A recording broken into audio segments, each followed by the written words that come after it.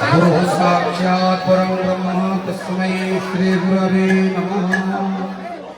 वर्तमान मंचासन होइचंती श्री गुरुदेव तेणु आमर भागवत आरती करने मु निवेदन करुच्ची चक्रधर भाईना आरती करूँ प्रदीप प्रज्वलन आरती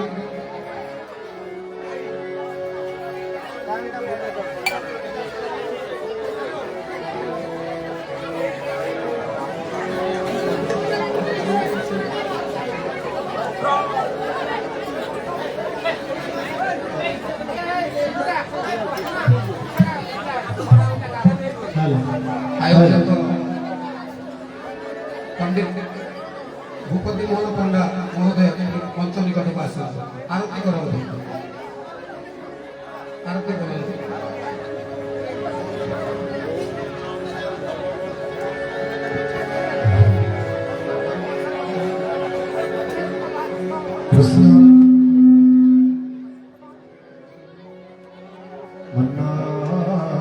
श्री जगन्नाथ मद्गुरु श्री जगद्गुरु मदात्मानं सर्वभूतां तस्मै श्री गुरवे नमः। श्री भागवत भगवान की आरती। पापियों को पाप से तारते श्री भागवत भगवान की आरती। पापियों को पाप से तारती श्री भागवत भगवान की आरती। पापियों को पाप से तारती।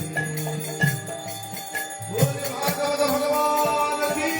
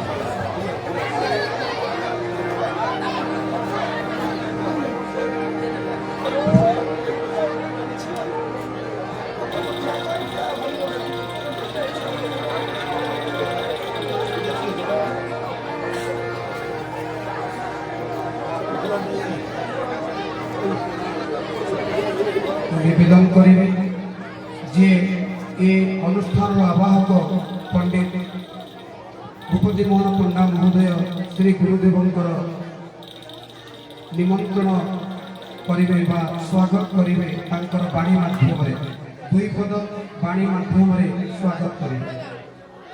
जय जगन्नाथ जय जगन्नाथ। श्रीमद भागवत पारायण प्रवचन ज्ञानयज्ञर त्रयोदश वर्षर षष्ठ दिवस।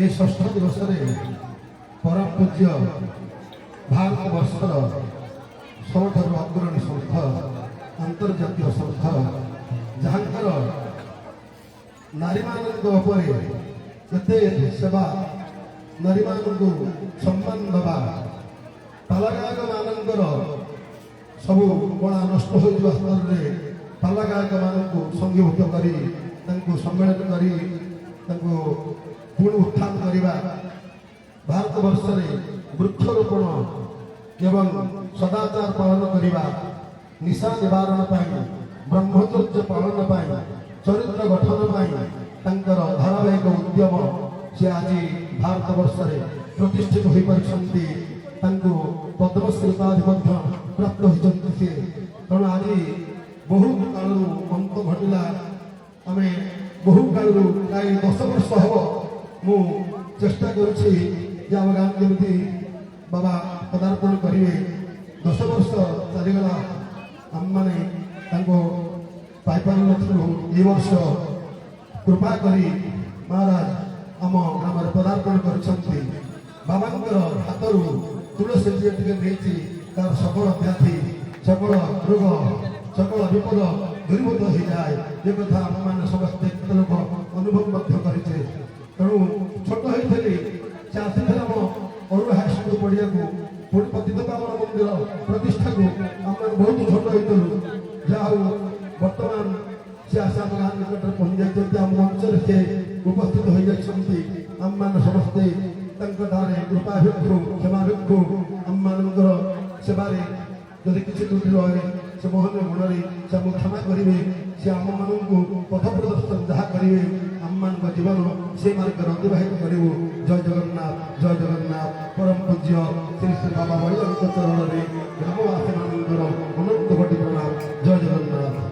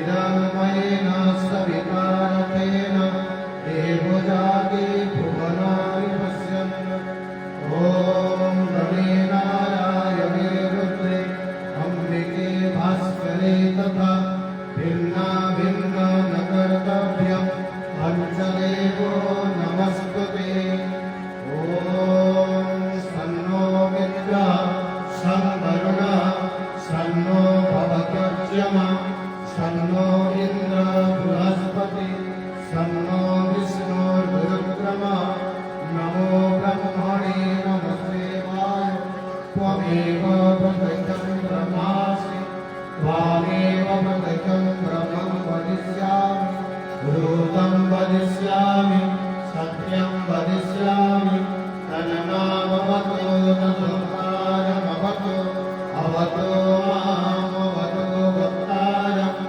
ॐ शान्ति शान्ति शान्तिः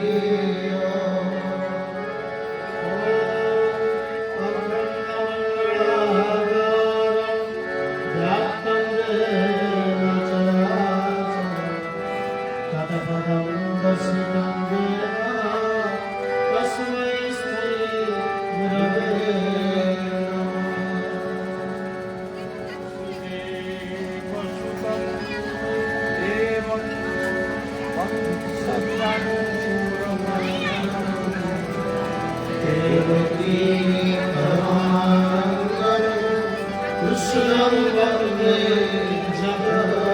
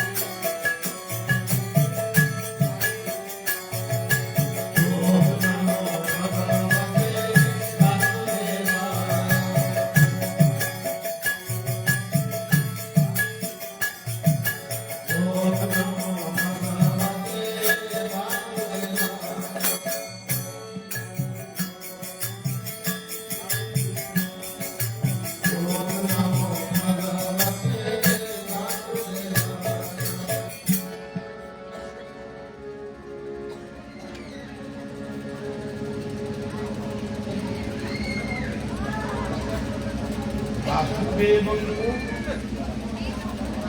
ନୀଳାଦ୍ରି ଚତୁର୍ଦ୍ଧାମୂର୍ତ୍ତିଙ୍କ ରୂପରେ ଭଗବାନଙ୍କ ରୂପରେ এই অদৃশ্য শক্তি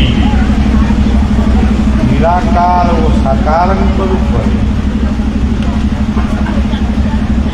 ଭଗବାନ ନୃସିଂହଙ୍କ ରୂପରେ ବଢ଼ିଆ ପ୍ରଣାମ ଜଣାଉଛି ଏବଂ ବାଘୁଆ ଗ୍ରାମ ये पंचायतर ये जिलार एवं ये ग्रामर प्रकृति अधिवासी मानकर भागवत कथार जो माने उद्योक्ता उद्योग समस्तंकर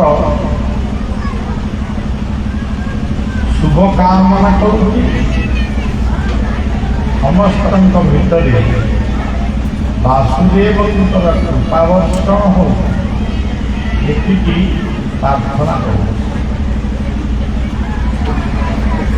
ଏଠି ଇଷ୍ଟଦେବ ହେଉଛନ୍ତି ବାସୁଦେବ ଦଧିବାମନ। ଭାଗବତରେ ଲେଖା ଅଛନ୍ତି ଦୁନିଆରେ ଧନୀ କିଏ? ଯାହା ପାଖରେ ଟଙ୍କା ଅଛି, ସମ୍ପତ୍ତି ଅଛି, ସୁନା ଅଛି, ସେଇ ଯେ ଧନୀ, ଭାଗବତ ତାକୁ ସ୍ୱୀକାର କରନ୍ତି। ଭାଗବତରେ ବର୍ଣ୍ଣିତ ଅଛି ଯେ ନିତ୍ୟ ଇଷ୍ଟ ଧର୍ମ ପାଳେ ଧନାଢ଼୍ୟ ବୋଲିଏ। ଯିଏ ଇଷ୍ଟଙ୍କୁ ସ୍ମରଣ କରେ, ପୂଜନ କରେ, କୀର୍ତ୍ତନ କରେ, ଅର୍ପଣ କରେ, ସେଇ ହେଉଛନ୍ତି ପ୍ରକୃତରେ ଇଏ ସମାଜର ଧର୍ମ। ତେଣୁ ଇଷ୍ଟଦେବ ବାସୁଦେବ ଦଧିବାମନ ତାଙ୍କ ପାଦରେ କୋଟି କୋଟି ଅଜସ୍ର ପ୍ରଣତି ମାନସରେ ଦଉଛି, ଅର୍ପଣ କରୁଛି। ଗ୍ରାମ ଦେବତୀ ମା ବୁଢ଼ୀ ଜଞ୍ଜାଳି ମା ମଙ୍ଗଳା ସର୍ବମଙ୍ଗଳ ମାଙ୍ଗଲ୍ୟେ ଶିବେ ସର୍ବାର୍ଥ ସାଧିକେ শরণ্যে ত্রয়ম্বকে গৌরী নারায়ণী শরণাগত দীনার্থ পরিত্রাণ পরায়ণী সর্বস্যাদি দেবী নারায়ণী নমস্তে। মা মঙ্গলা বুড়ি জঞ্জারি প্রণাম জনাচ্ছি এবং গ্রাম অঞ্চল মহামারী ঠাରୁ প্রাকৃতিক বিপর্যয় পর্যন্ত ସବୁ ବିପଦରେ ସେ ସହାୟ ହୁଅନ୍ତି। କେତିକି ପ୍ରାର୍ଥନା କିଏ ଶ୍ରୀମଦ୍ ଭାଗବତ ପାରାୟଣ ଜ୍ଞାନ ଯଜ୍ଞ ଅନୁଷ୍ଠିତ ହେଇଛି। ପଣ୍ଡିତ ଭୂପତି ମୋହନ ପଣ୍ଡା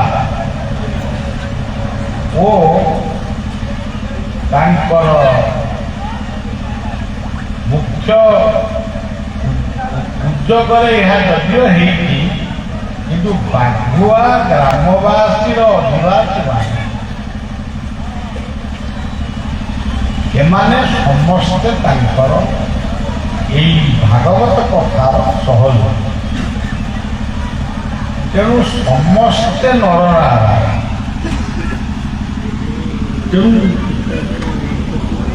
ଭାଗବତରେ ଗୋଟିଏ କଥା ଅଛି, ଶ୍ରୋତା ବକ୍ତା ଯେ ପଚାରି ଇଏ ସବୁ ତିନି ଜଣ ଜାଣିଛି। ଭାଗବତ କଥାକୁ ଯିଏ ଶୁଣନ୍ତି, ଯିଏ କୁହନ୍ତି, ଯିଏ ପଚାରି ବୁଝନ୍ତି, ଇଏ ସମସ୍ତଙ୍କର ସମ ଅଧିକାର। ତେଣୁ ସମସ୍ତେ ହେଉଛନ୍ତି ନରନାରାୟଣ। ବଳିଆ ସମସ୍ତଙ୍କୁ ନମସ୍କାର ଜଣାଉଛି।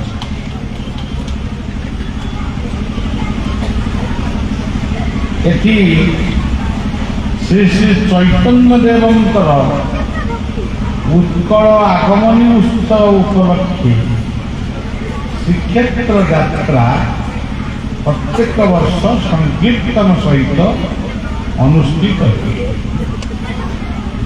ଏହା ଗୋଟେ ଦୁର୍ଲଭ ଉତ୍ସବ।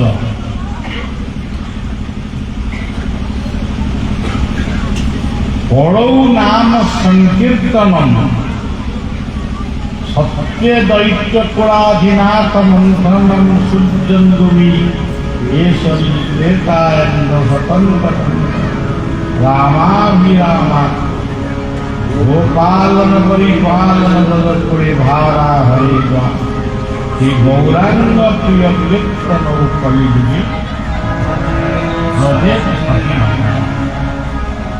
ତେଣୁ ସଚିନନ୍ଦନ ରୂପରେ ସଚ୍ଚିଦାନନ୍ଦ ବ୍ରହ୍ମା ଆବିର୍ଭାବ ହୋଇଛି। କଳି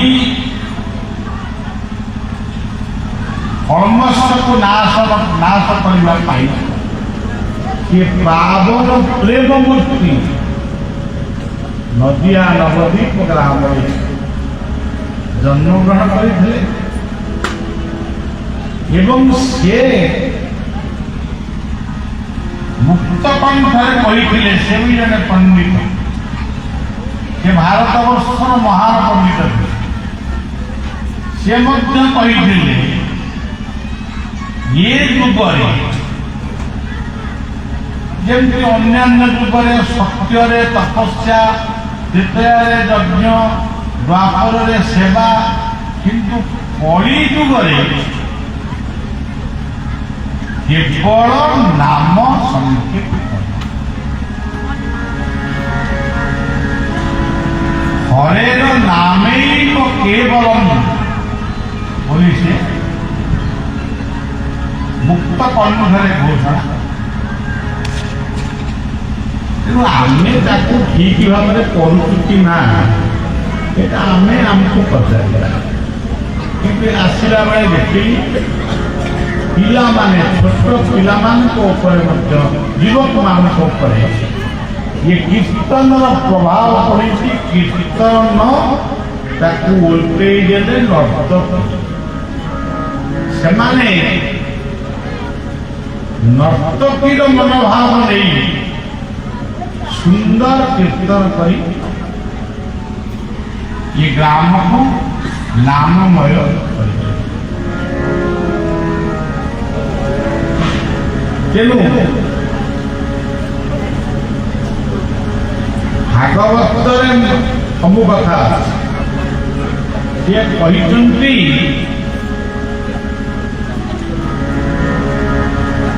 ନାମ ଅଟଳି ମହାବଳ ସେ କେବଳେ ଦିନ ଭୂମନ। ନାମ ଅଟଳି ମହାବଳ କେବଳେ ଦିନ ଭୂମନ। ତେଣୁ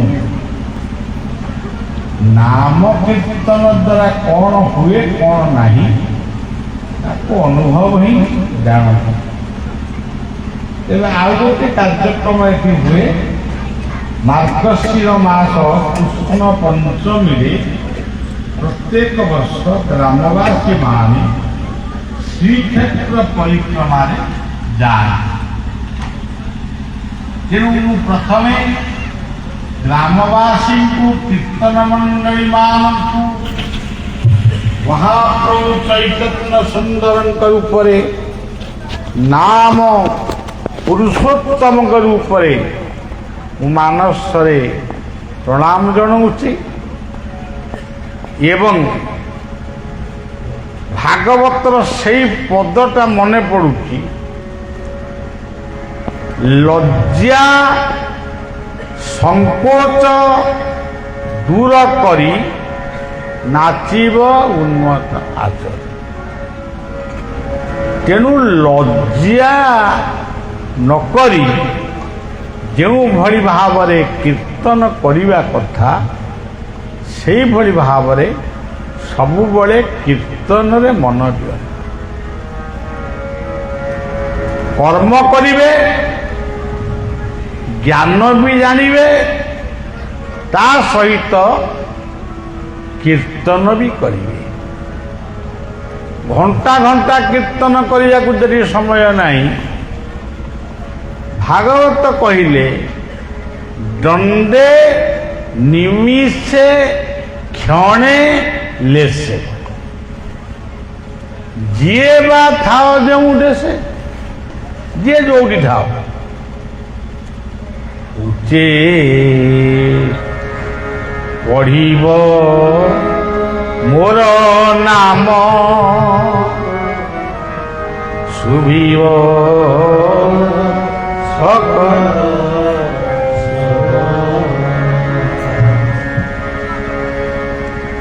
উচ্চে পড়িব মোর নাম শুনিব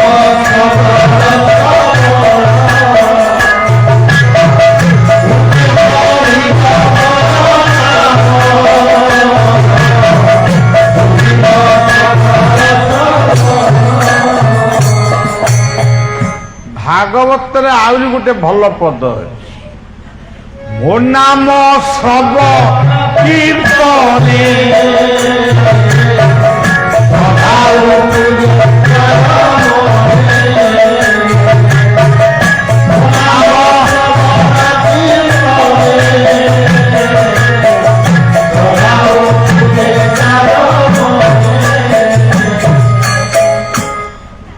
ଯାହାର ମନରେ ଶ୍ରଦ୍ଧା ରହିଛି ସିଏ ଯଦି ନାମକୁ ସ୍ମରଣ କରେ ସେ ସାଙ୍ଗେ ସାଙ୍ଗେ ସେ ଆବିର୍ଭାବ ହୁଅନ୍ତି। ଆଉ ତାର ପ୍ରମାଣ ଦ୍ରୌପଦୀ ପାଞ୍ଚାଳି ସିଏ କ'ଣ ସବୁ ସ୍ତବ ସ୍ତୋତ୍ର ଖୋଳ ହାରମୋନିୟମ ଗିନି ବଜେଇକିରି ନାମ କରି ଭଗବାନ କୃଷ୍ଣଙ୍କୁ ଡାକିଥିଲେ ସ୍ମରଣ କରିଥିଲେ। ରଖିଲେ ରଖ ଜଗନ୍ନାଥ ଆଉ ନାହିଁ ରଖନ୍ତା ତୁମ୍ଭେ ଅଖିଲେ ପ୍ରଭୁ ହେ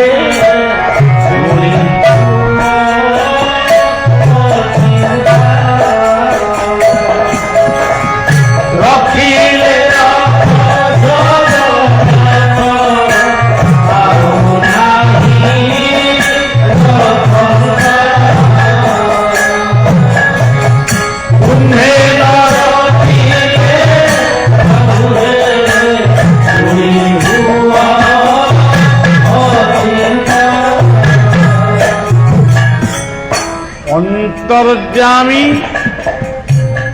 ତୁମେ ମୋର ଅନ୍ତରରେ ଅଛ। ମୋତେ ଦୁଃଶାସନ ଉଲ୍ଲଂଘନ କରୁଛି।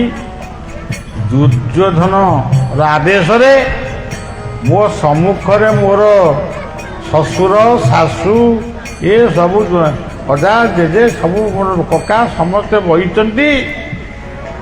ମୁଁ ଲଜ୍ଜା ମୋର ଯଦି ମୋର ବସ୍ତ୍ରକୁ ସେ ବିଭସନ କରନ୍ତି ଆପଣଙ୍କୁ ଯଦି ନ ବାଧିବ ଆପଣ ଯଦି ଶୁଣିକିରି ମନ ଦୁଃଖ କରିବେନି ତାହେଲେ ମୁଁ ଉଲ୍ଲଂଘନ ହେବା ପାଇଁ ପ୍ରସ୍ତୁତ ଅଛି।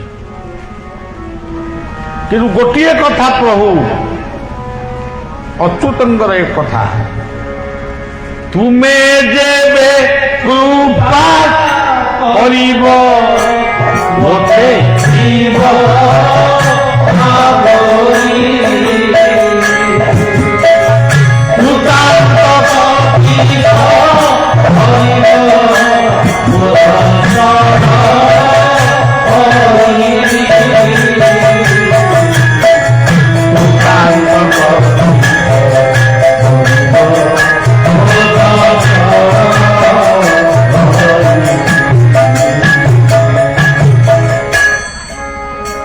ତମେ ଯଦି କୃପା କରିବ ଇଏ ଆମର କ'ଣ କରିବ?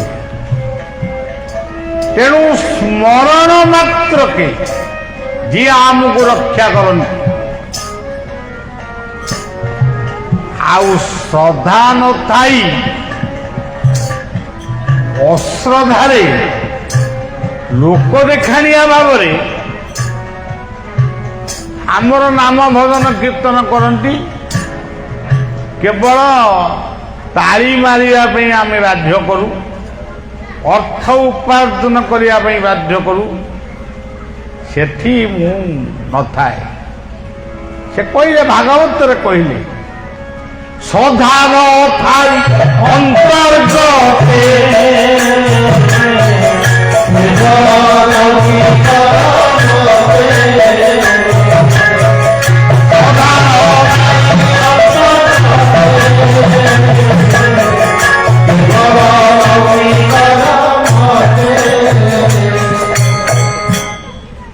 ଶ୍ରଦ୍ଧା ନଥାଇ ଗୀତାରେ କହିଲେ ଶ୍ରଦ୍ଧାବାନ ଲଭତେ ଜ୍ଞାନ। ଇଏ ସଭାରେ ଭୂପତି ପଣ୍ଡିତ ଅଛନ୍ତି, ମୁଁ ଶୁଣିଛି ତାଙ୍କ ନାଁ। ଏ ସଭାରେ ମୋର ଅତି ପ୍ରିୟ ଗାୟକ, ଯାହାଙ୍କର ପାଲା ମୁଁ ବହୁ ଭାବରେ ଶୁଣେ, ସେ ହେଉଛନ୍ତି ପରଶୁରାମ ପଣ୍ଡା। ସେ ମଧ୍ୟ ଏ ସଭାରେ ଉପସ୍ଥିତ ଅଛନ୍ତି। ଏ ଅଞ୍ଚଳକୁ ମୁଁ ବହୁ ବର୍ଷ ତଳେ 40 ବର୍ଷ ଖଣ୍ଡେ ହବ କି କହ, ଅରୁଆକୁ ଗ୍ରାମକୁ ଆସିଥିଲି। ଏଇଭଳି ଭାବରେ ଆଉ କେତେ କଥା, ଏ ଗ୍ରାମର ଅନେକ ଭକ୍ତମାନେ ମାନ୍ତିରି, ଅରୁଆ, କଦଳୀବଣ, କେଶୀପୁର, ଅଣ୍ଡରା, ଅମୃତବଣେଇ, ବବୁଆ, ଏସବୁ ବହୁ ସ୍ଥାନରୁ ଭକ୍ତମାନେ ଆଜି ବି ଯାଆନ୍ତି। କେତେକ ଦୁନିଆରୁ ଗଲେଣି, ଆଉ କେତେକ ଅଛନ୍ତି। ଯିଏ ଯାହା ଥାଉ ସେ ଯାଉଛନ୍ତି। ତେଣୁ ଆଜି ସେଇ ପବିତ୍ର ସନ୍ଧ୍ୟାଟିଏ ଆପଣମାନଙ୍କର ଏଇ ଉତ୍ସବକୁ ଆସିବା ପାଇଁ ମୁଁ 3 ଥର ମନା କରିଛି, ମୁଁ ଯାଇପାରିବି। କାହିଁକି ଯାଇପାରିବିନି, ତାର କେତେଟା କାରଣ ଅଛି। ଆପଣମାନେ ଭାବୁଥିବେ ଟଙ୍କା ପଇସା କମି ଯାଉଛି, ସେ କଥା ଆଦୌ ନୁହେଁ। ଟିକେ କ୍ଳାନ୍ତି ଲାଗିଲାଣି। ଏତେ ବାଟ ଆସିକିରି ଏତେ ବାଟ ଯିବା ମୋ ପକ୍ଷରେ ସମ୍ଭବ ହୁଏ। ବଳିଆ ଆଜି ଆପଣଙ୍କ ଗାଁକୁ ଆସିଛି, ମଧ୍ୟପ୍ରଦେଶର ରାଜଧାନୀ ଭୋପାଳ। ଭୋପାଳରୁ ମୁଁ ଆଇଲି। ଏଇଠିକି ପହଞ୍ଚିବା ପାଇଁ କେବଳ ଭଗବତ କୃପା ହିଁ କେବଳ, ଗୁରୁ କୃପା ହିଁ କେବଳ। ତେଣୁ ଗୁରୁ କୃପା, ଭଗବତ କୃପାକୁ ନେଇ ଆପଣମାନଙ୍କ ପାଖରେ ପହଞ୍ଚିଲି। ପ୍ରତାପ ନନାଙ୍କୁ କହିଲି, ମୁଁ କହିଲି ତମେ ନନା ଯାଉଛ, ଟିକେ ବେଶୀ ବାଟରୁ ମୋତେ ଆଣିବନି, ମୋତେ ଭାରି କଷ୍ଟ। ନନା ହଁ କହିଲେ, ଏଠି ଦେଖିଲା ବେଳକୁ ନା। ତେବେ ମୋତେ ଟିକେ କ୍ଳାନ୍ତି ଲାଗୁଥିଲା, କିନ୍ତୁ ଯେଉଁଠି ଶ୍ରଦ୍ଧା ଅଛି, ବିଦୁର ଘରେ ଯଦି ଭଗବାନ କୃଷ୍ଣ ଶ୍ରଦ୍ଧାର ଶାଗ ଭଜା ଖାଇଥିଲେ, ସୁଦାମାର ଖୁଦ ଭଜା ଯଦି ସେ ଶ୍ରଦ୍ଧାରେ ଗ୍ରହଣ କରିଥିଲେ, ଆମେ ଏମିତି କୋଉ ଲୋକ କି? ମା ମାନଙ୍କର ବନ୍ଦାପନା ଏବଂ ସଂକୀର୍ତ୍ତନର ନିନାଦ, ये ସବୁ ଗଙ୍ଗା, ଗୟା, ଗୋଦାବରୀ, ନର୍ମଦା, ସିନ୍ଧୁ, କାବେରୀ ସବୁ ତୀର୍ଥରେ ସ୍ନାନ କରିବା ଯାହା, କୀର୍ତ୍ତନ ଶୁଣିବା, କୀର୍ତ୍ତନ କରିବା ମଧ୍ୟ ସେଇଆ। ଏଇ ଯୋଉ ମନ୍ତ୍ରଟି ପ୍ରସିଦ୍ଧ ମନ୍ତ୍ର, ତାପରେ ଇଏ ହଉଛି ଆମର ବଳଦେବ କ୍ଷେତ୍ର। ଏଠି ବଳିଆର ପୂଜା। ସେଇ ଯୋଉ ପ୍ରସିଦ୍ଧ ମନ୍ତ୍ର ବଳଦେବଙ୍କ ଉଦ୍ଦେଶ୍ୟରେ ବ୍ରାହ୍ମଣ ଠାକୁର ମାନେ ପଢ଼ନ୍ତି। ସେ ମନ୍ତ୍ରଟି ହଉଛି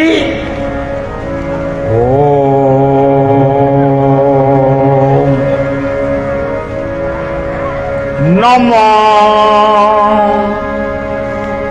ভগবতে বাসুদেবায়।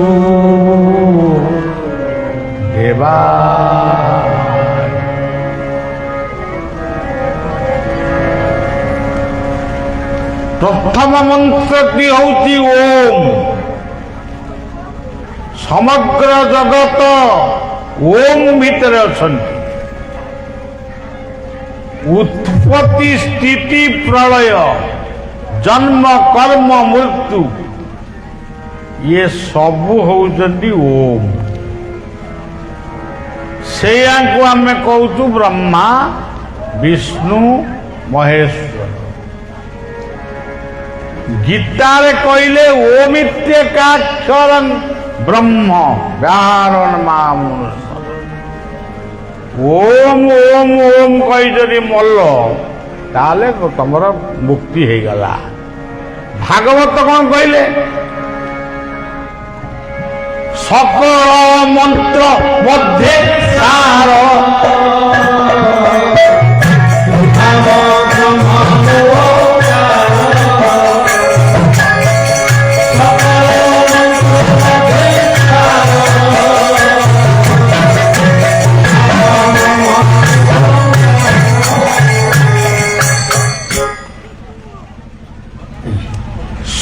ଯେତେ ମନ୍ତ୍ର ଜଗତରେ ଅଛି ମାନେ ଗୁଡ଼େ ମନ୍ତ୍ର ମାନେ ଏତେ ମନ୍ତ୍ର ଯେ ଗୋଟେ ପାହାଡ଼ ଭଳିଆ ହବ। ଯଦି କେବଳ ଓମ୍ ବୋଲି କହିଦେଲ ସବୁ ଯାକ ମନ୍ତ୍ର ତାରି ଭିତରେ ରହିଲା। ଆମର ଗଙ୍ଗାଧର ମେହେର ଲେଖିଥିଲେ ଇଏ ଗାୟକ ମାନଙ୍କ ଆଗରେ ସେ କଥା ସବୁ ଆମେ ଆଲୋଚନା କରିପାରିବୁନି। ମୁନି ମୁଖ ବେଦ ସ୍ୱର ପୂର୍ଣ୍ଣ କଲା ଶ୍ୟାମ ବନ ଉଠିଲା ଗଗନ ଭେଦି ଉଚ୍ଚେ ଓଙ୍କାର। ତେଣୁ ଓଙ୍କାରଂ ପରମଂ ବ୍ରହ୍ମ ଓଙ୍କାରଂ ପରମଂ ତପ ଓଙ୍କାରଂ ପରମଂ ଓଙ୍କାରାୟ ନମଃ। ଇଏ ହଉଛି ଓମ୍। ନମ କଣ? নম্রতা। নমই নৃসিংহ চরণ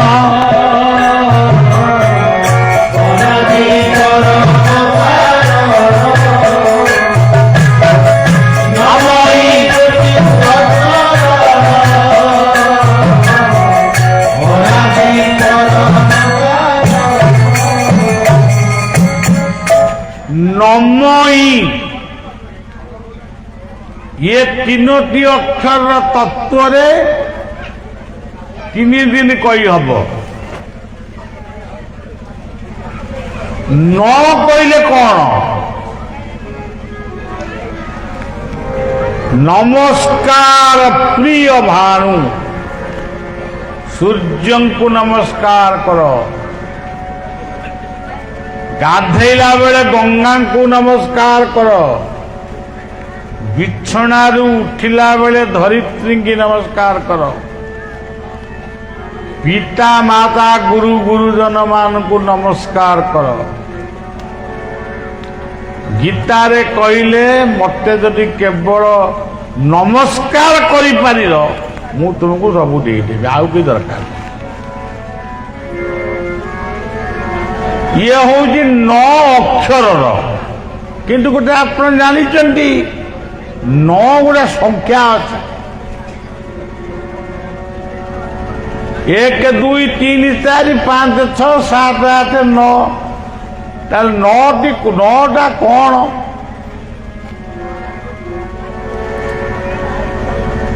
श्रवणम वर्तमान आपण माने कथा शुणुचंती भागवत शुणुचंती माने भागवत 7 दिन है होचंती शुणुचंती ये गोटे भक्ति कीर्तनम आपण माने कीर्तन करुचंती कीर्तन करी श्रीक्षेत्र को जाऊचंती ये हूँ आउ गोटे भक्ति ସତତଂ କୀର୍ତ୍ତୟନ୍ତ ମାମ୍।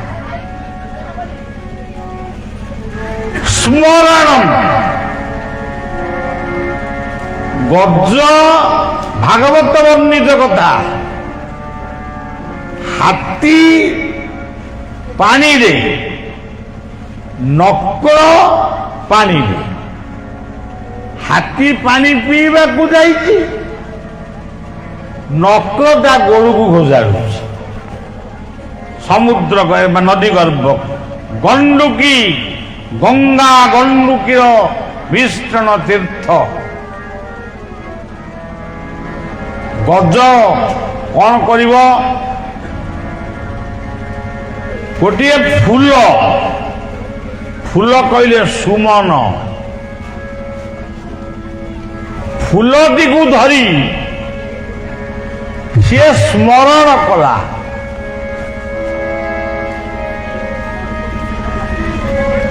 ଯେତେବେଳେ ସ୍ମରଣ କରିଛି ସେତେବେଳେ ନକଲକୁ ମାରିକିରି ଉଦ୍ଧାର କଲେ, ଗଜକୁ ବଞ୍ଚେଇକିରି ଉଦ୍ଧାର କଲେ। ସିଏ ଥିଲା ଦକ୍ଷିଣ ଭାରତର ଜଣେ ରାଜା ଇନ୍ଦ୍ରଦ୍ୟୁମ୍ନ। ତା ନାଁ ଇନ୍ଦ୍ରଦ୍ୟୁମ୍ନ। ସିଏ ତପସ୍ୟା କରୁଥିଲା ଜଙ୍ଗଲରେ। ଋଷି ଯାଉଥିଲେ ସେଇ ବାଟରେ, ସେ ଉଠିକି ଟିକେ କାଣ୍ଡ ଜ୍ଞାନ ନାହିଁ, ଗୋଟେ ନମସ୍କାର ବି କଲା। ପଚାରିଲେ,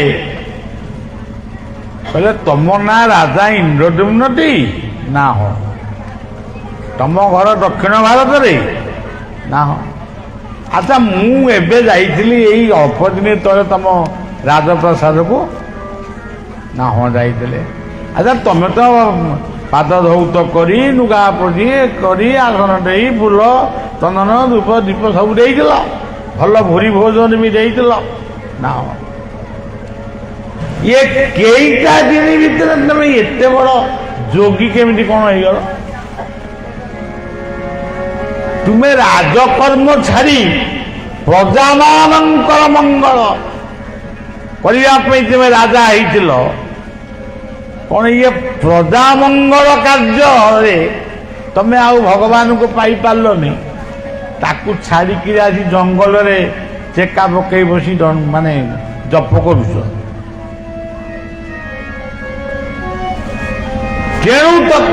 ତେଣୁ ତୁମକୁ ଇଏ ଅପରାଧ ଭୋଗିବାକୁ ପଡ଼ିବ। ତୁମେ ଗୋଟାଏ ଗଜ ମୂର୍ଖ। ଗଜକୁ କାହିଁ ମୂର୍ଖ କୁହାଯାଏ? ଗଜ ଭିତରେ ଅଛି ମୁକ୍ତା। ତାକୁ ଶାସନ ସେ ନିଜେ ଜାଣିନେଇ ତା ଭିତରେ ମୁକ୍ତା ଅଛି ବୋଲି। ତା ଉପରେ ଗୋଟେ ମାହୁତ ବସିକିରି ଏଡ଼ିକି ବକଟେ କଣ ତାକୁ କହନ୍ତି ଅଙ୍କୁଶ, ସେ ଅଙ୍କୁଶରେ ତାକୁ ଦାବି ଦିଏ, ହାତୀ ଜବତ ହେଇଯାଏ। ଆମେ ଏଠି ଯିଏ ବହିଛୁ ସବୁ ଗଜ। ଆପଣମାନେ ନଅନ୍ତୁ, ମୁଁ ହଉଛି ପ୍ରଥମ ଗଜ। ମୋ ଭିତରେ କଣ ଅଛି ମୁଁ ବି ଜାଣିନି। ନିଜେ ଠାକୁର ବି ଭାଗବତରେ କହିଲେ, ମୋ ମାୟା ମୋତେ ଅଗୋଚର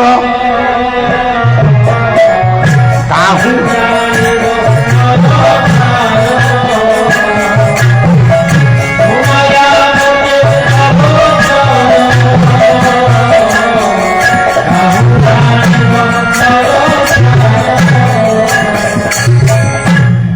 ସିନା ନର ସିନା ଜାଣିପାରିବନି, କିନ୍ତୁ ଉଦ୍ଧବ ମାୟା ସଂସାର ଯାର ଲୀଳା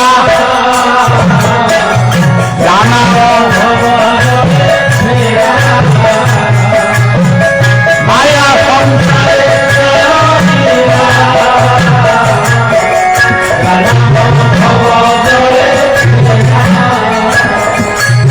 যা নাম ভব জলে ভেড়া নৌকা। সেই ভাগবତରେ କହୁଛନ୍ତି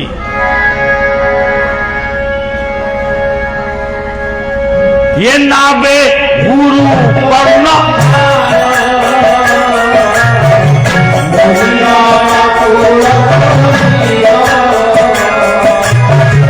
ये नावे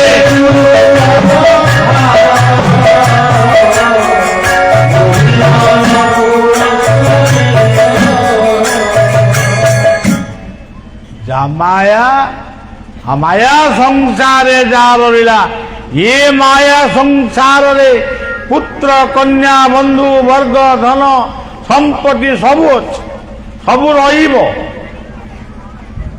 बोली कह सबू किंतु तारी भितर चलिबो लीला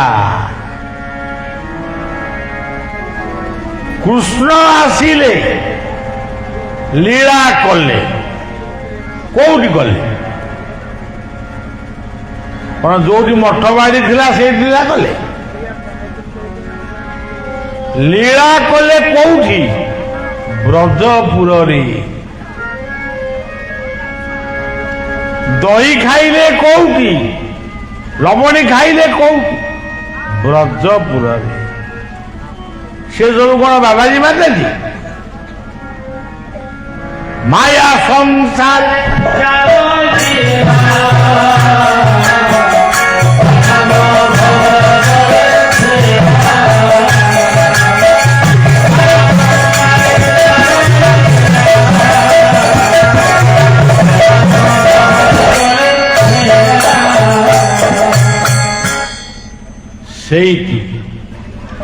तेरे कृष्ण जो वंशी बजाऊले सी वंशी रे कौन बाजुला राधा राधा भी कौन नाम कृष्ण भी नाम भजन कर राधे राधे वंशी भाई राधे राधे वंशी भाई अधरे मुरली अधरे मुरली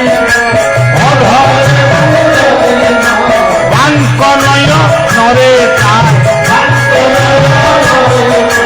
त्रिभंगी किदाराय शोभा शोभा पाय शोभा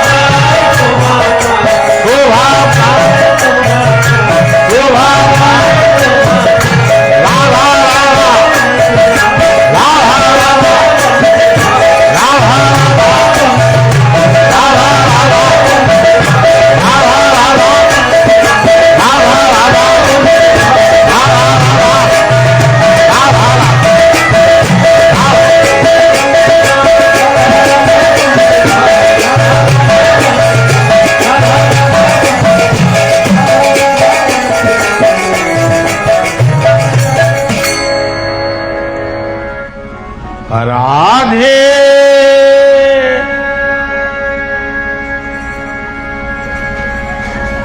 ताको आ लंबे की कही हेनी बहुत समय लगे तेणु नम नमस्कार कर हाँ श्रवण कीर्तन स्मरण आज कथा सरीब कि काली कथा सरीब तापर स्मरण करिब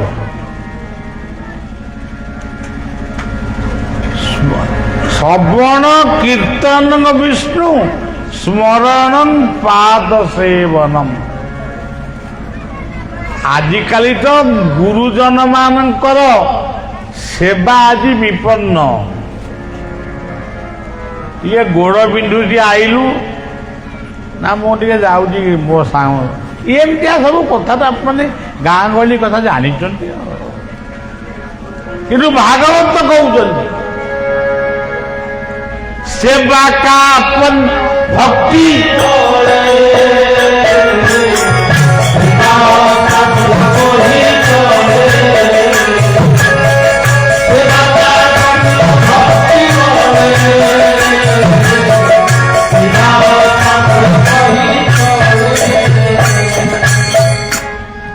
ସେବା କରିବ ପୁଣି ଫଳ ପାଇବନି। ଆଉ ମୁଁ ସେବା କରିବି ଏମଏଲଏ ହେବି, ସେବା କରିବି ମନ୍ତ୍ରୀ ହେବି, ସେବା କରିବି ସରପଞ୍ଚ ହେବି, ସେବା କରିବି ଆଇଏସ୍ ନାଇଁ ଆଇଏସ୍ ଟା ହଅନ୍ତି ଆଉ ତେବେ ସେ ଯାହା ହଉ ମୁଁ ସେବା କରିବି ରାଷ୍ଟ୍ରପତିଙ୍କ ଠାରୁ ପୁରସ୍କାର ପାଇବି। ଏଇଥିପାଇଁ କ'ଣ ସେବା କରନ୍ତି? ସେବା ସର୍ଭିସ୍ ଇଜ୍ ଗଡ୍, ସେବା ହିଁ ଭଗବାନ।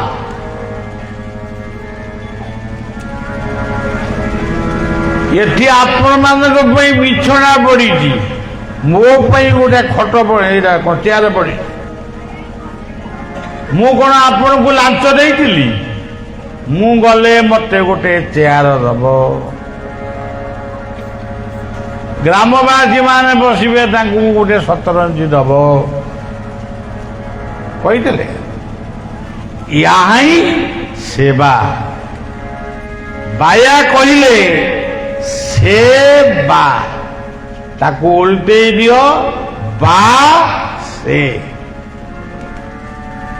ଯେଉଁ କାର୍ଯ୍ୟ କଲେ ଜୀବନ ବାସି ଉଠିବ, ଜୀବନ ହଉଛି ଫୁଲ, ସେମିତିଆ ସେବା କର। ହଉ ଇଏ ହଉଛି ସେବା। ତେବେ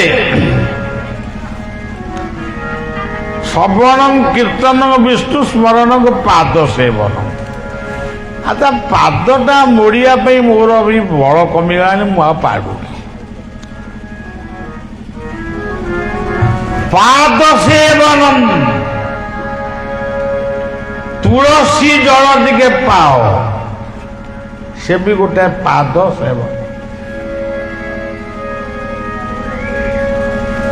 ତୁଳସୀରେ ଜଳରେ ତୁଳସୀ ମିଶାଇ ଦେଲେ ପଦାମୃତ ହୁଏନି। 7ଟା ଜିନିଷ ମିଶିଲେ ଚରଣାମୃତ ହବ। ମୁଦ୍ରା ଥିବ, ମନ୍ତ୍ର ଥିବ, ମୈଥୁନ ଥିବ, ଶାଳଗ୍ରାମ ଥିବ, ଏମିତି ମିଶି 7ଟା ଜିନିଷ ହେଲେ ଯାଇ ଚରଣାମୃତ ହବ। ତାକୁ ଟିକେ ପାଉନା। ଆଉ ମଦ କ'ଣ ଢକ ଢକ ପିଇ ଯାଉଛ, ସେଗୁଡ଼ାକ ଟିକେ ବି ପାଉ। ତେଣୁ ମଦ ଛାଡ଼, ମାଦକ ଛାଡ଼, ଭଲ ମଣିଷ ହୁଅ, ଭଲ ସେବକ ହୁଅ। ଏ କି କଥା?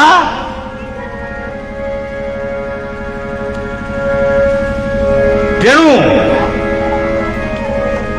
ସେବା କାପନ୍ନ ଭକ୍ତି ବଳେ କିବା ଅସାଧ୍ୟ ମହିତଳେ।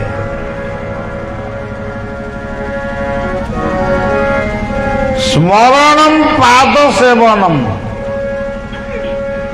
ଆମ ଗାଁରେ ଠାକୁର ଘର ନାହାନ୍ତି। ଠାକୁର ସବୁ ଗାଁରେ ଅଛନ୍ତି। ଆମ ଗାଁ ଘରକୁ ନାଗିନି ଠାକୁର ଘର, ମୁଁ ଆଉ ଚରଣାମୃତ କେମିତି ପାଇବି? ନ ପାଅ, ଖାଲି କହୁନା ଗୋବିନ୍ଦ ଗୋବିନ୍ଦ ଗୋବିନ୍ଦ।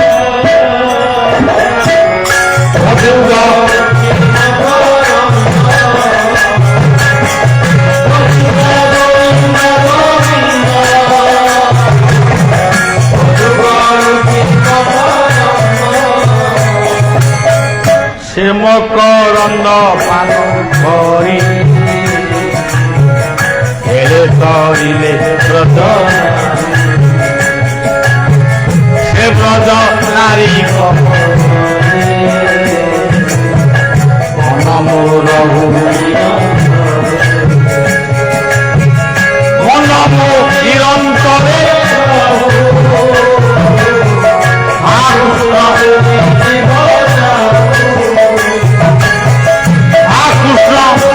যাও জীব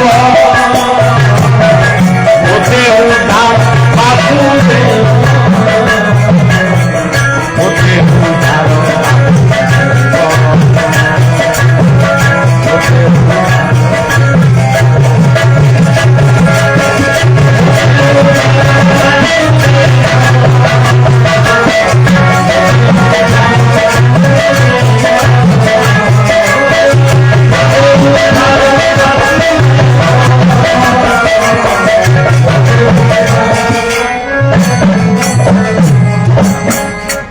ତେଣୁ ନମ ହିଁ ଶ୍ରବଣ କୀର୍ତ୍ତନ ସ୍ମରଣ ପାଦ ସେବନ ବନ୍ଦନ ଅର୍ଚ୍ଚନ କହିଲେ ପୂଜା, ଇଏ ସବୁ ହଉଛି ନବଧା ଭକ୍ତି।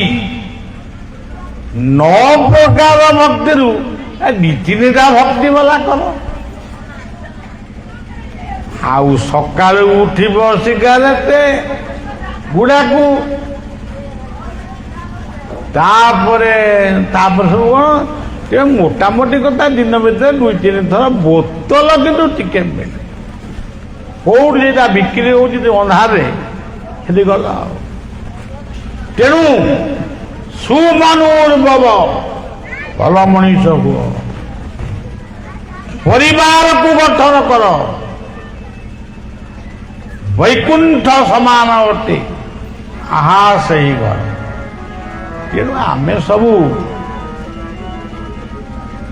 ମଦ ଖଟିରେ ବସିବୁ, ଗୁଲି ଖଟି ଗପ କରିବୁ, ବାପ ମାଙ୍କୁ ଯେମିତି ଗୋଟେ ଦେଖିବୁ ଗୋଟେ ହୀନ ଦୃଷ୍ଟିରେ, ଏଗୁଡା କୋଉ ଦିନ ମରିବେଟି।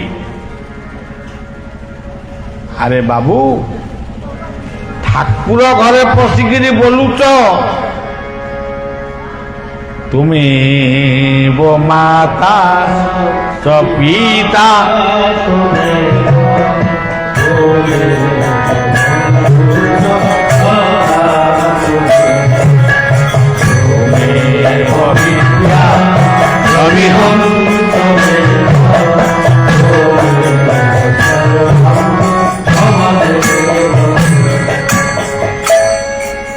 ତାହେଲେ ତମେ ଠାକୁର ଘର ଭିତରେ ପଶିକିରି ତୁମେ ମାତାସ୍ଥ ପିତା ତମେ କାହିଁ କହୁଛ?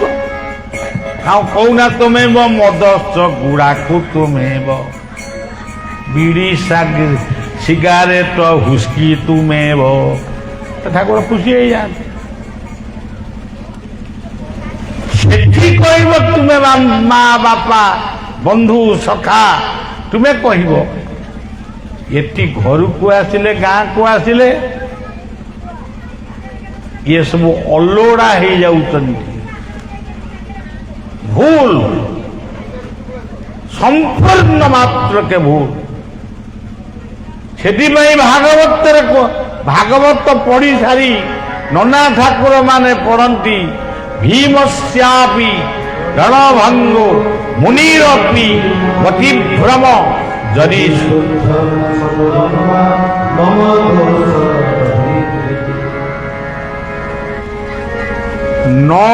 ଗୋଟେ ଅକ୍ଷର କଥା କହିଲି। ମଟି କଣ? ମନ। ଏଇଠି ଆପଣ ବଇଛନ୍ତି, ଇଏ ମନଟି କଣ? ସୁମନ। ଦେଶ ପାଇଁ ଯୋଉମାନେ କାର୍ଯ୍ୟ କରୁଛନ୍ତି ସେ କଣ? କୁମନ। କୁ କହିଲେ ପୃଥିବୀ। ଗୋଟିଏ କାମ ସାରି ଆଉ ଗୋଟିଏ ମନ କାମ କରିବା ପାଇଁ ମନ ବଳଉଛନ୍ତି, ସେ ମନଟି କଣ? ବିମନ। ସବୁ କାମ ସଇଲା, ଟିକେ ନିଶ୍ଚଳରେ ବସି ଧ୍ୟାନ କଲେ, ସିଏ ମନଟି କଣ? ଅମନ।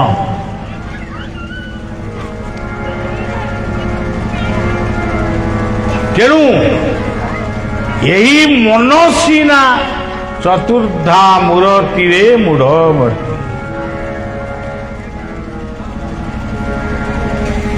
ଆଚ୍ଛା, ଇଏ ହଉଛି ମ କହିଲେ ମସ୍ତିଷ୍କ। ଇଏ ମସ୍ତିଷ୍କ ଭିତରେ କଣ ଅଛି? 3ଟା ରତ୍ନ ଅଛି। ସେ କଣ? ବୁଦ୍ଧି ବିବେକ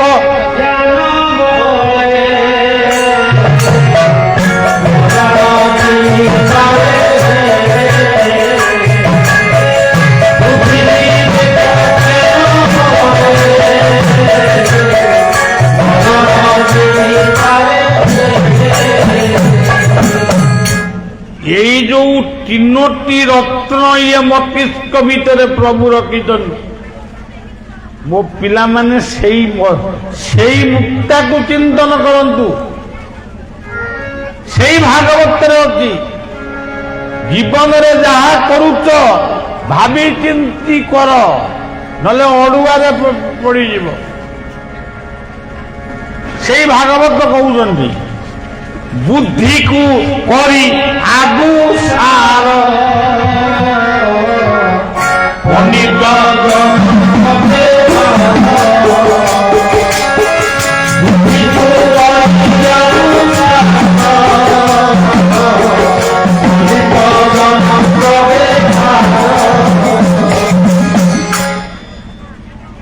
ବୁଦ୍ଧିକୁ କରି ଆଗୁ ସାର ପଣ୍ଡିତ ଜନଙ୍କ ବ୍ୟବହାର।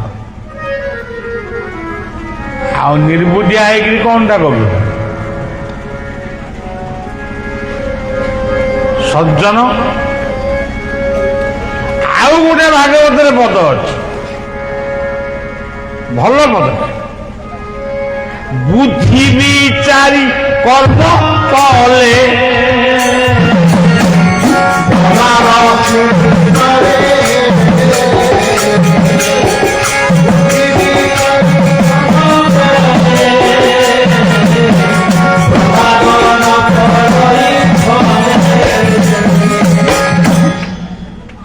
ବୁଝିବ ଗୁରୁଜନଙ୍କ ଠାରୁ। ମନେ ରଖ, ବଳିଆକୁ 10 ବର୍ଷ ହେଲା ଖୋଜୁଥିଲେ। ପଣ୍ଡିତ ମହାଶୟ କହୁଥିଲେ, ମୁଁ ଗୋଟେ ଆପଣମାନଙ୍କର ଗୋଟେ ଛଡ଼ା ଫୁଲ, ମୋତେ କାହିଁକି ଖୋଜୁଥିଲେ? ଯଦି ଖୋଜିଲେ ଏତେ ଦିନେ ପାଇଲେ, ଯୋଉ କଥା ଗୁଡ଼ାକ ମୋତେ ଆସେ ମୁଁ କହିଲି।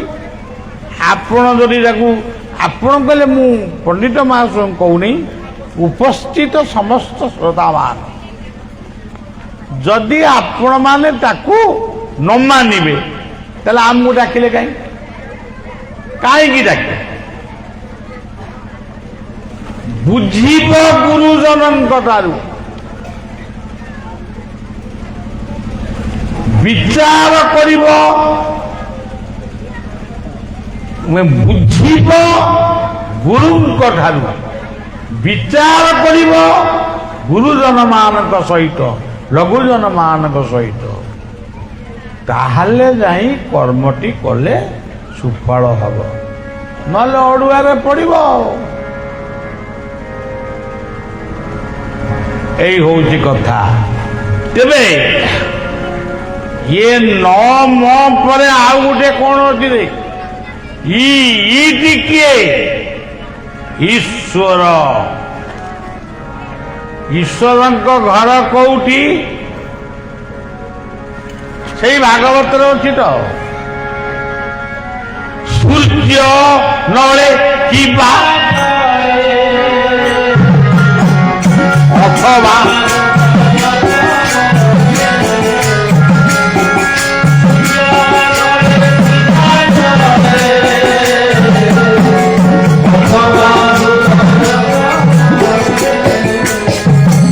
ସୂର୍ଯ୍ୟ ହିଁ ଈଶ୍ୱର। ଏଠି ଦୀପ ଅଗ୍ନି ଜଳୁଛନ୍ତି, ଇଏ ବି ଈଶ୍ୱର। ଯୋଉଠି ଗାଧଉଛ ସେ ବି ଈଶ୍ୱର। ତମ ହୃଦୟରେ ଅଛନ୍ତି ଈଶ୍ୱର। ଆଚ୍ଛା ବାବୁ, ତମ ହୃଦୟରେ ଅଛନ୍ତି, ତମେ ଏତେ ଆଡେ ଯାଉଛ? ଦୀପଟିଏ ଲଗେଇଲେ ଆମେ ପଢୁଛୁ ଦୀପଂ ଜ୍ୟୋତି ପରଂ ବ୍ରହ୍ମ। ପଢିଲ କାହିଁକି? କାହିଁକି ତମେ ପଢିଲ? ତମକୁ କିଏ କଥା ମତ କର? ଦୀପଂ ଜ୍ୟୋତି ପରଂ ବ୍ରହ୍ମ, ଦୀପଂ ଜ୍ୟୋତି ଜନାର୍ଦ୍ଦନ। ଆଗ ପଢିଲ କାହିଁକି? ତାକୁ ତ ମାନୁ ନା, ପଢୁଛ କାହିଁ? ଦୀପ ଲଗଉଛ କାହିଁ? ଏଠି ତ ନନା ଲଗେଇଲେ, ବ୍ରାହ୍ମଣର ଅଧିକାର ବ୍ରାହ୍ମଣକୁ ଦିଆଗଲା। ଆଉ ଗୋଟା ଗୋଟା ଜାଗାରେ ଜୋତା ମଡ଼େଇ ବି ଲଗେଇ ଦଉଛନ୍ତି। ଜୋତା ନନେଇ ଗୋଡ଼ ହାତ ନ ଧୋଇକି ଯେମିତି କୋଉଠି କ'ଣ କରିଥିବେ ଆସିକି ଲଗେଇଦେଲେ ଦୀପ ଆଉ ଚନ୍ଦ୍ରମା ମନସ ଜାତ ଚକ୍ଷୁ ସୂର୍ଯ୍ୟ ଆଉ କ'ଣ ଯେ ଲେଖିଛି ସବୁ ଗଞ୍ଜେଇ ଖାଇ ଲେଖିଛନ୍ତି।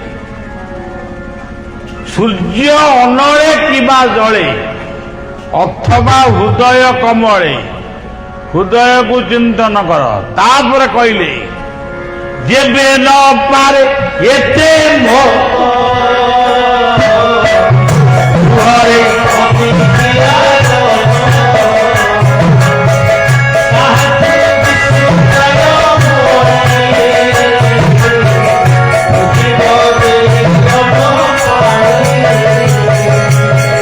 ବୁଝିବ ଦେଇ ଅନ୍ନ ପାଣି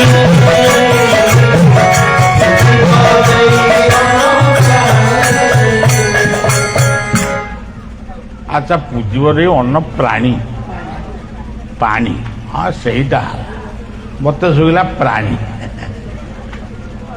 ଭଗବାନ କୃଷ୍ଣ ଅର୍ଜୁନଙ୍କୁ ସାଥିରେ ନେଇ ମାୟା ରୂପ ଧାରଣ କରି କର୍ଣ୍ଣଙ୍କ ଘରେ ପହଞ୍ଚେ। ଅତିଥିଙ୍କୁ କର୍ଣ୍ଣ ଦେଖି ନିଷ୍ଠୁର ମାନେ କୃତ୍ୟ ହେଲେ କ'ଣ ଆପଣଙ୍କୁ ସେବା କରିବି କହିଲେ ଆମେ ସେବା କରିବୁ କିନ୍ତୁ ତମ ହାତରୁ ଆମେ ଖାଇବୁନି। ଯଦି ନ ଖାଇବ ତ ଖାଇବ କେମିତି ନା ମୁଁ ସବୁ ଯୋଗେଇ ଦେବି ଆପଣ ରୋଷେଇ କରି ଖାଇବେ ଆଉ ନା ରୋଷେଇ କରି ଖାଇବେ ଯେ ଆମର ଟିକେ ଇଚ୍ଛା ହେଉଛି ମାଂସ ତରକାରୀ ଖାଇବୁ। ଆମେ ଯଦି ଏଇଠାରୁ ମାଂସ ମୋର ବା ବାଡ଼ିରେ ମୁଁ ବା କୁକୁଡ଼ା ଚାଷ କରିଛି। କୁକୁଡ଼ା ପୁଣି ଆଜିକାଲି ଚାଷ ହେଲେଣି। ଶୁଣନ୍ତୁ କୁକୁଡ଼ା ଚାଷ କରିଛି। ଆମ ପିଲାଦିନେ ଆମେ ଧାନ ଚାଷ କରୁଥିଲୁ ଏବେ କୁକୁଡ଼ା ଚାଷ ମାଛ ଚାଷ କୁମ୍ଭୀର ଚାଷ ତାପରେ ହାତୀ ଚାଷ ଭାଲୁ ଚାଷ ଖାଲି ମାଙ୍କଡ଼ ଚାଷ ହେଇନି। ତେବେ ଏଇ ସବୁ ଚାଷ ତେଣୁ ସଜ୍ଜନ ଏଠି କ'ଣ ହେଲା ତମେ ମାଂସ ତରକାରୀ ଖାଇବ ନା ହଁ କୋଉ ମାଂସ ଆପଣ ଖାଇବେ ଗୋଟେ ସର ବିଦିଆରେ ମୁଁ ମାରି ପେକି ଦେଇଦେବି ନା ନା ନା ମୁଁ ତମ ପୁଅ ମୁଣ୍ଡକୁ କାଟିକି ତମରି ପୁଅ ମାଂସ ଖାଇବି।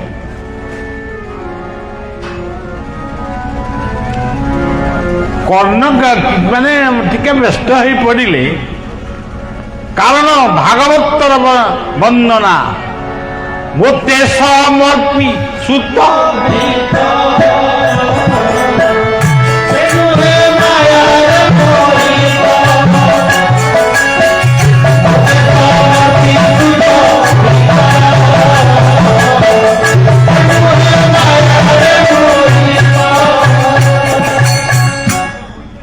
ଆହୁରି ଗୋଟେ ବଢିଆ ପଦ ଅଛି ଶରଣ ଝିଅ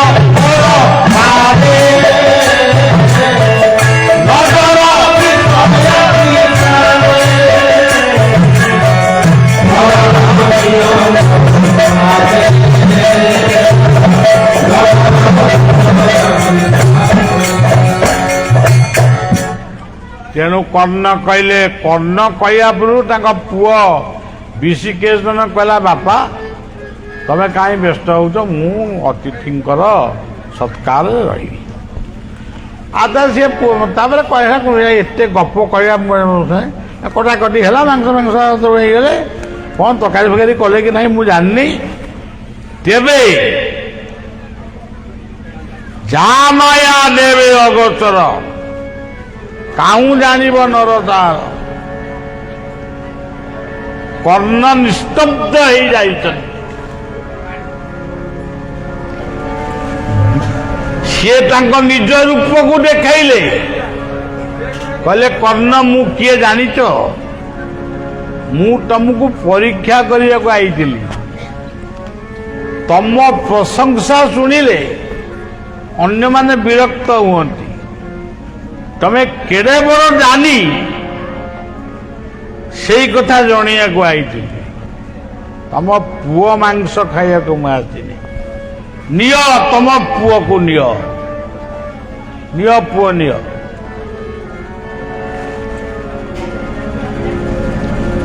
ଯେଉଁ ପୁଅ କଟା ହେଇଥିଲେ ସେଇ ପୁଅ ପୁଣି ପୁଅ ହେଲେ। ବିଷିକେଶନ ଏକଇର ବଳା ବିଷିକେଶନ। ବିଷିକେଶନ ଯାଇ କହିଲେ ବାପା ମାମା, ମମି କହିନାହାନ୍ତି କି ଦାଦି କହିନାହାନ୍ତି, ବାପା ବାପା ବୋଉ ଏମିତି କହିଲେ। ମତେ ଯଦି ସମର୍ପଣ କରିଛ ମୁଁ ତାଙ୍କରି ସେବାରେ ହିଁ ଲାଗିବି। ମତେ ଆଉ ଘରେ ରଖନା।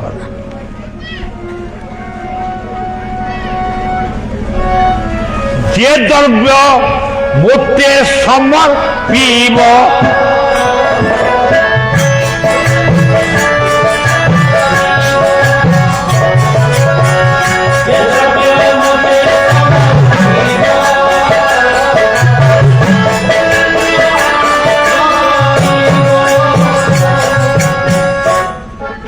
ତମେ ମତେ ସମର୍ପଣ କଲ, ମୁଁ ପୁଣି ତମେ ପୁଣି ତାକୁ ନବ କେମିତି? ତେଣୁ ଆଜି ପର୍ଯ୍ୟନ୍ତ ବି ଯୋଉଠି ଭୋଗ ହଉଛି, ଯେଉଁଠି ନୈବେଦ୍ୟ ହଉଛି, ଗୋଟେ ଚଣ୍ଡାବଳି ଥୁଆ ହଉଛି। ସେ ଚଣ୍ଡାବଳିର ଅଧିକାରୀ ହଉଛନ୍ତି କର୍ଣ୍ଣଙ୍କ ପୁଅ ବିଷିକେଶନ। ବିଷିକେଶନ ଚଣ୍ଡାବଳି ନୈବେଦ୍ୟଂ ସ୍ୱାହା। ତେବେ ସଜ୍ଜନ ଇ କହିଲେ ଆଉ କିଏ? ସେଇ ଭାଗବତର ଆଉ ଗୋଟେ ପଦ, ଗୁରୁଙ୍କୁ ନମ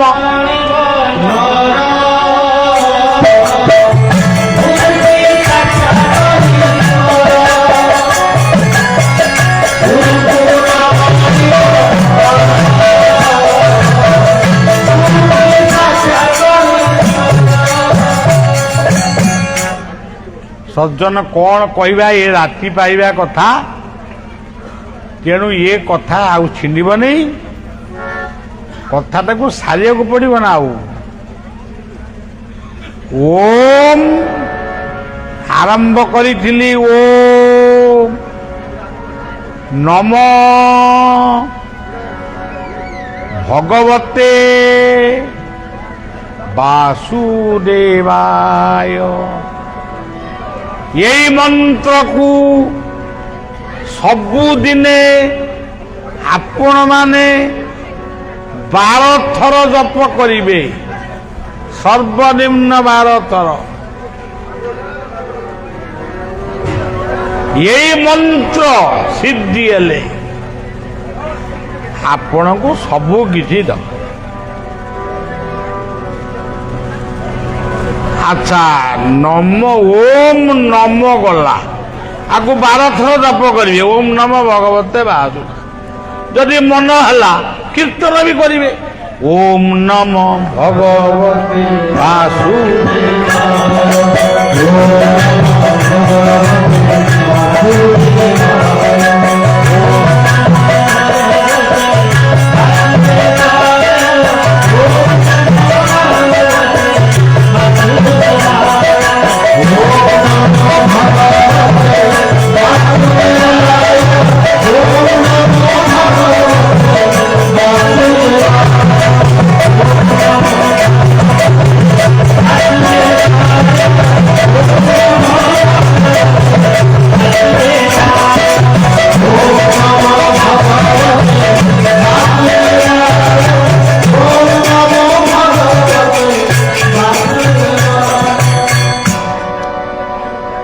ସଜ୍ଜନ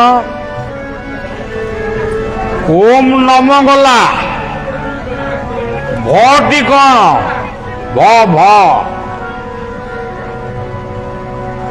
ଭଟି ହଉଛି ଭକ୍ତି। ସବୁ ତ ଭାଗବତରେ କହିବା, ଆଉ କାହିଁ କୁଆଡ଼େ ବୁଝିବା। ভক্তি কুঠার দুর্বাসনা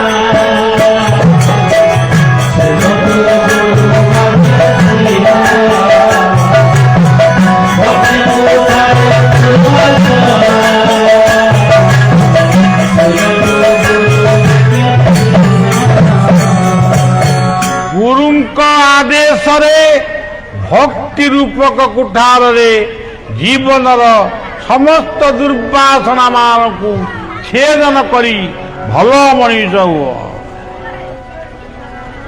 ଭକ୍ତିରେ ପ୍ରୀତି ନାହିଁ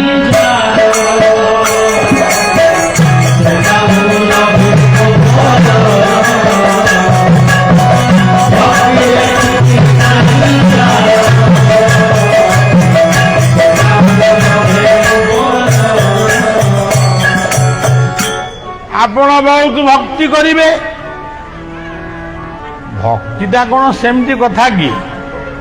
ଯଦି ଭଲ ପାଇବାଟା ରହିବ ତାହେଲେ ଭକ୍ତିଟା ଆହୁରି ସୁନ୍ଦର। ତେଣୁ ବର୍ତ୍ତମାନ ଭକ୍ତି ବହୁତ କିନ୍ତୁ ଭଲ ପାଇବା ନାହିଁ।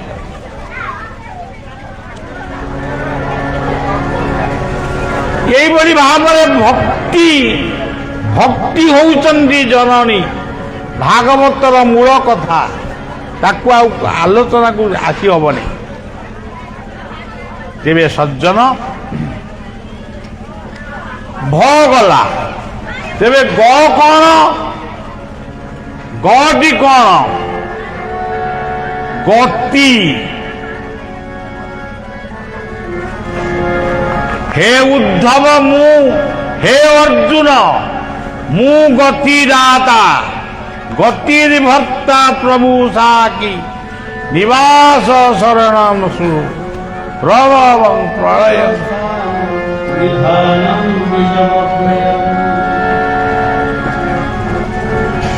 ଗ କହିଲେ ଗତି। ଆମେ ଯୋଉ କର୍ମ କରୁଛେ ये कर्म को आउ किए न बुझू, आमे जदि बुझीचु ताले यथेष्ट। यही ग अक्षर को नहीं भागवत कौन कहते गुरु गोविंद दियो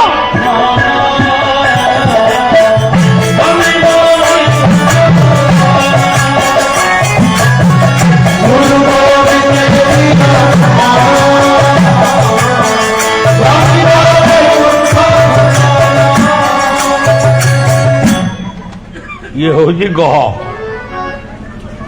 बटी कौन? प्रथमे एक ब्रह्म ईरा द्वितीय प्रकृति ठाल आत्मा जात से माया। प्रथमे कौन एते ठाकुर थिले कि आदि जो ठाकुर बाबा रे बाबा, किंतु ठाकुर ही जणे एक ब्रह्म ब्रह्मानंदम सर्वं खलुरं ब्रह्म। प्रथमे एक ब्रह्म थिला, तापर दुनिया खेलिला।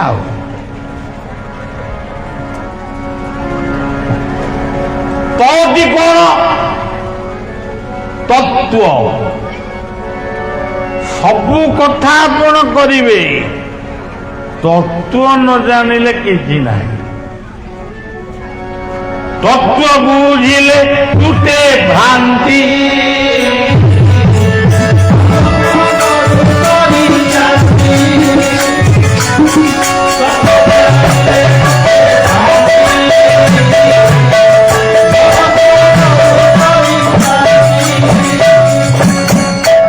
तापर आउ गोटे जगह कहले जे गुरु तत्वरे गो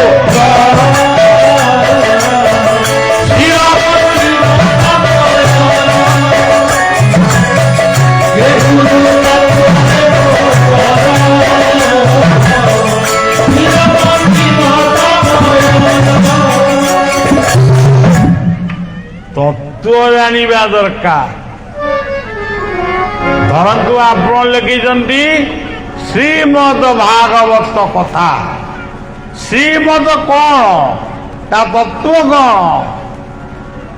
ଶ୍ରୀ କହିଲେ ଆପଣ ମାନେ ଶରୀର, ମ କହିଲେ ଆପଣଙ୍କ ମସ୍ତିଷ୍କ, ଦ କହିଲେ ଦର୍ଶନ,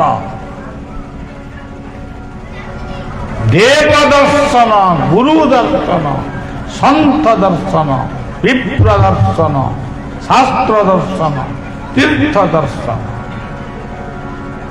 ଦ କହିଲେ ଦାନ, ଅନ୍ୟକୁ କିଛି ସାହାଯ୍ୟ କର। ଦ କହିଲେ ଦୟା। ସେଇ ଭାଗବତ କହୁଛନ୍ତି, ମୁଁ କିଛି କହୁନି। ଜୀବରେ ଯାର ଦୟା ନାହିଁ,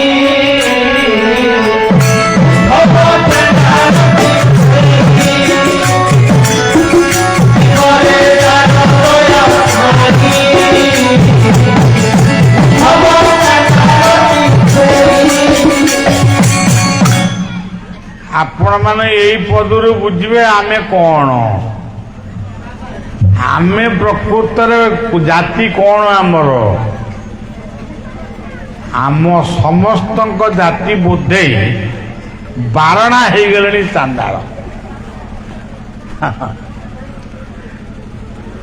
ବ୍ରାହ୍ମଣ, କ୍ଷତ୍ରିୟ, ବୈଶ୍ୟ, ଶୂଦ୍ର ସମସ୍ତେ କେହି ହେଉନା, ସବ ଚାଣ୍ଡାଳ।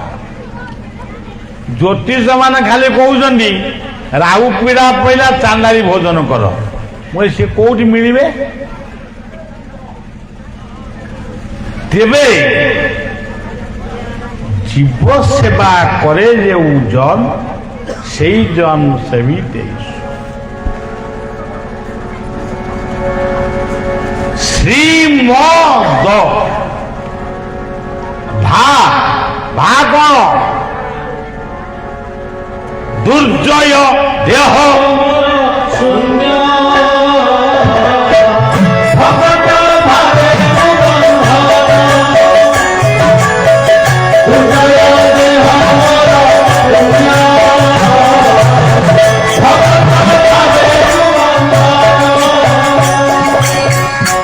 কইলে মতে পুজিব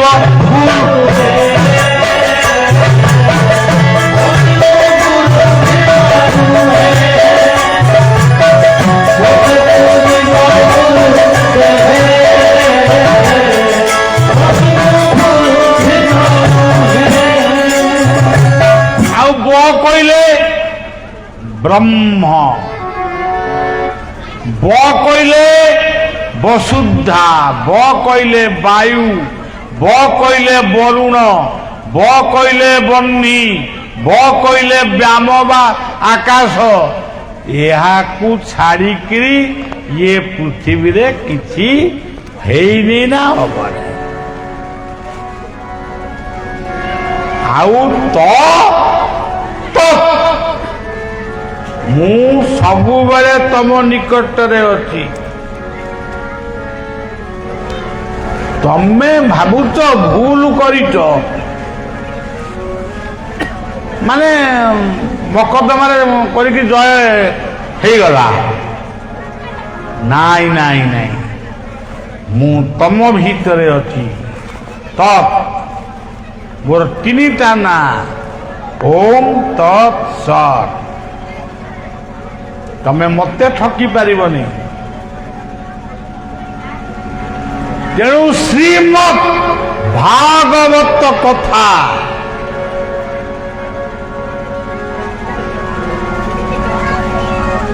ତେବେ ଭାଗବତ କଥା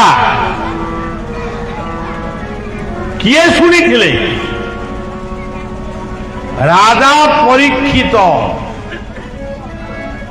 ପରୀକ୍ଷିତ ଶବ୍ଦର ଅର୍ଥ କଣ? ରାଜା ପରୀକ୍ଷିତ ଶୁଣିଲେ ଆମେ କାହିଁ ଶୁଣିବା? ଆମେ ବି ସମସ୍ତେ ପରୀକ୍ଷିତ, ପରମାତ୍ମାଙ୍କ ଦ୍ୱାରା ରକ୍ଷିତ। ଆମେ କଣ ଶୁଣିବା? ପରୀକ୍ଷିତ କାହାଠାରୁ ଶୁଣିଥିଲେ? ଶୁକ। ଶୁକ ମାନେ କଣ? ଶୁଆ ପକ୍ଷୀ। शुभ कथा जीवन पाई जहाँ मंगल से कथाटा शुणी तेणु भागवत शुणा जहा तीर्थरे आवाहन करिया सेया तीर्थ पर्यटन करिया सेया भक्ति करिया सेया सबू तो सेया सेथिपाई कुआगला तर्क पाषाण्ड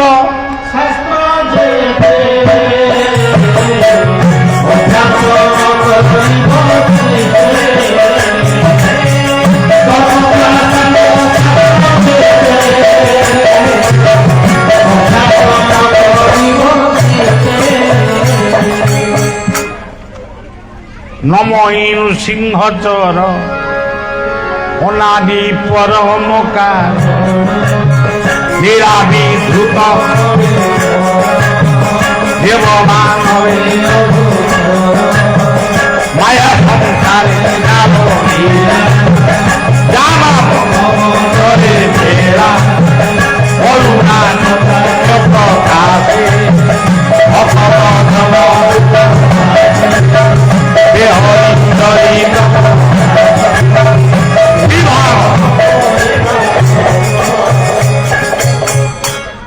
तेणु सज्जन ये सबुदिने मुखर्ज कर पड़ूना से सब मिल ये भागवत दरबार को शिशु अनंत आश्रम को जो जो ग्रामर लोक माने जाती सबु भक्त माने आज एकत्र होती सुंदर ये परिवेश प्रकृतिर यदि मधुर थाए जा कृष्ण रस प्रमोद मधुरा तेणु कृष्णंकर रस आपण पान कर उद्धव कृष्ण को भजिबू मु मले कृष्ण को पाइबी ये तत्व यदि मुंकार न मरी तमें कौन कृष्ण को पाइब तेणु सज्जन ये सर्व ये चांदुआ माइकी पर्यंत ये सर्व कृष्णर शरीर जंतुंक बाह्य अभ्यंतर सज्जन आपण मानंकु जो माने भिन्न भिन्न ग्रामरु अनंत बलिया परिवार एवं विभिन्न गुरु मानंकर परिवार भागवत प्रेमी ये पंचायतर अधिवासी ये ग्रामर अधिवासी जो माने एठिकी आसीचंती समस्ते ये भागवत कथा सुनी राजा परीक्षित जमती अभिशाप विमुक्त है मोक्ष पथर यात्री होते आमे मध्य समस्ते मु पथे नहले नहली आपण माने समस्ते भिन्न भिन्न अपराध विमुक्त हुई भल जीवन यापन कर कथा को विश्राम दबा मत बहुत बाट फेरिया को पड़ो मात्र 5 दिन आश्रम रही तापर भिकारी लोक पुणी कुआड़े भिक्षा झुरा धरी जीवी तेणु आम से मंत्र को कीर्तन करवा ओम नमो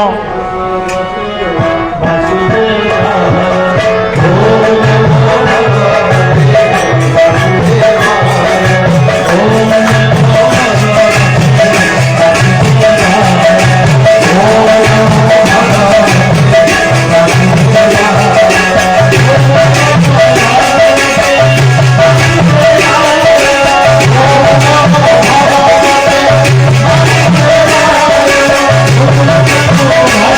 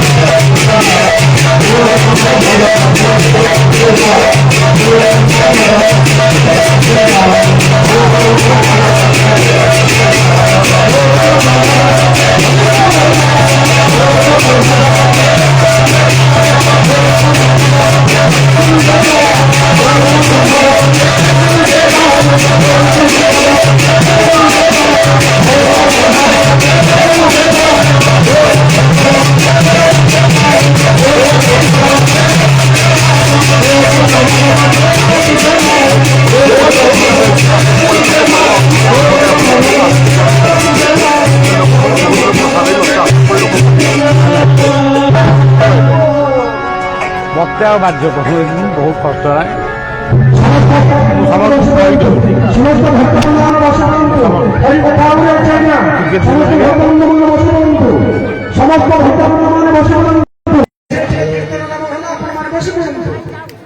ମାତ୍ର ଆଜ୍ଞା ମାଛି ସମସ୍ତେ ବସି ପଡ଼ନ୍ତୁ। ଆହୁରି ଭଳି କଥା ଅଛି, ବସି ପଡ଼ନ୍ତୁ। ସମସ୍ତ ଭକ୍ତବୃନ୍ଦମାନେ ବସି ପଡ଼ନ୍ତୁ। ଆପଣମାନଙ୍କୁ ବଳିଆ ବିନମ୍ର ନିବେଦନ କରୁଛି, ସମସ୍ତେ ସତସିଂହର ପ୍ରସାଦ ପାଇକିରି ଯିବେ। କାରଣ ପ୍ରସାଦ ଅର୍ଥ ହେଉଛି ଦୟା। ପ୍ରସାଦ ପାଇବା ପୂର୍ବରୁ ଯେଉଁ ପୂର୍ଣ୍ଣାହୁତି ପର୍ବ ପାଳନ ହେବେ ତାକୁ ମଧ୍ୟ ସୁନ୍ଦର ଭାବରେ ଆପଣମାନେ ଦର୍ଶନ କରିବେ। ବଳିଆକୁ ଅଟକାଉଛନ୍ତି, ଜମା ଆସିନଥାନ୍ତି, କେମିତି ଆସିବେ ସେ କଥାଟାକୁ ମନେ ମନେ ଭାବିବେ।